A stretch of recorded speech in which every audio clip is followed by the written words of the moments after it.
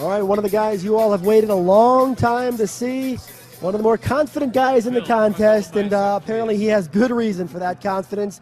He was in the top 3 in his very first Olympia 2 years ago. Last year, he was met with all sorts of pre-contest challenges. We've talked about that time and time again. Pep, we talked to him in the pump-up room before he went out, and he said to us that he is 15 pounds heavier going into tonight's prejudging than he was 1 year ago going into last year's Friday night prejudging, and it shows. Oh, it shows in spades. I mean, I think right now he's the front runner from who we've seen. His conditioning looks fantastic. He looks full.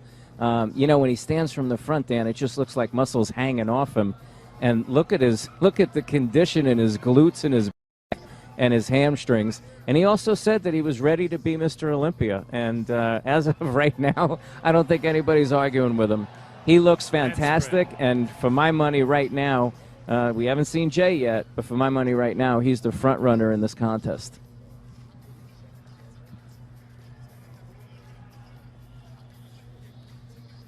You know, when you talk about Phil Heath, you talk a lot about, we know the body parts are there, we know the physique flows, we know he can get into shape. But there's that other factor with Phil's physique, the color and the way it presents itself, his stage presence, his confidence, how he walks out onto that stage. And a lot of people feel like Phil brings an energy to the stage that carries him. And earlier this year, 6 months ago, he competed in the Arnold Classic. After prejudging, he held a 3-point lead. Kai Green ended up overtaking him, winning the contest. And don't think for a second that Phil doesn't have revenge on his mind here this weekend. Yeah, well, he has everybody on his mind, and this is a much better version of Phil Heath than what we saw at the Arnold.